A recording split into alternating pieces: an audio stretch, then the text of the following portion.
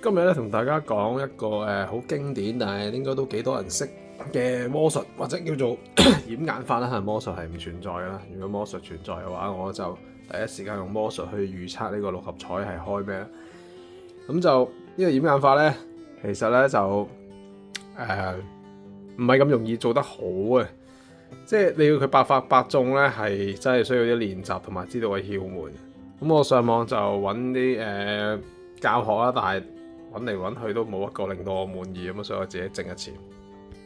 嗰個魔術點玩咧？咁呢度見到有條鏈啦，咁呢度有個金屬圈啦。咁照常理咧，如果未見過呢個魔術或者掩眼法嘅人咧，佢會知道啦。即係檢查完之後咧，可以俾觀眾檢查冇問題嘅，冇啲咩裂縫啊，冇咩嘅。咁你正常咧，咁你穿咗落去之後咧，咁你就咁掉，梗係會跌落地下啦，係咪？咁但係如果你掉得有技巧咧，你放呢個圈放得有技巧咧，佢係會扣住咗噶，就好似真係有魔術咁樣嘅。咁啊竅門係乜嘢咧？咁啊望落去好神奇係咪？其實咧就好簡單嘅啫。個竅門咧就係你放嗰陣時咧，令到佢喺空中反2個圈左右咯。有幾個方法可以放嘅，即係令到佢喺空中轉嘅。咁第一個咧就係你用食指同埋中指咁樣夾住一個圈啦，跟住用大拇指咧咁樣啦，然之後你放大拇指咧，你將個大拇指放咧，佢就會反嘅。咁但係有啲人就話啦，喂，如果你咁樣放嘅話，人哋知道你乜夾住咧，都好容易估到睇到個破綻喎。咁所以咧就係如果你想令到啲人咧覺得冇咁容易睇得穿咧，你可以咁樣揸。嗱，咁你可以放高少少喺呢度，咁我選擇放食指啊。咁你亦都可以選擇放大拇指嘅，但係呢度亦都放高少少咯。你就放大拇指，是但一樣都得。咁我而家選擇放食指啦，咁我就咁呢個鏈咧，你唔好抹到咁大啦，咁大冇意思啦。你其實掂住兩邊擺喺中間嗱，嗰個方向咧係咁樣放嘅，係千祈唔好咁樣放啊！咁樣放咧反嘅時候咧，咁樣反冇意義嘅，反唔到啊！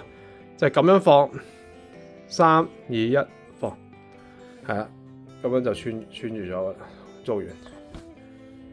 好啊，講埋第三個令佢可以反嘅方法啦，就係唔係靠2隻手指嘅控制啦，係靠撞到呢度，係啊，撞到隻中指呢度。咁呢個方法咧就都可以嘅，但係亦都係會比較容易睇到破綻啦。同埋咧，未必會次次撞得咁準啦，係會失手就瘀啦。咁就試一次嚇，咁係失手啦。呢個方法我係唔建議嘅，佢係困到我嘅手指，但係佢係反唔到。或者掂住隻手指啦，咁樣掂住呢度啦，咁樣掂就會應該會反到。試下先嚇，都 OK 嘅，但係頭先失敗咗啦，所以都係多加練習。好啊！而家最後俾個超級慢鏡睇，試下拍唔拍到佢喺空中轉嗰個過程啊！因為我揾唔到片啊。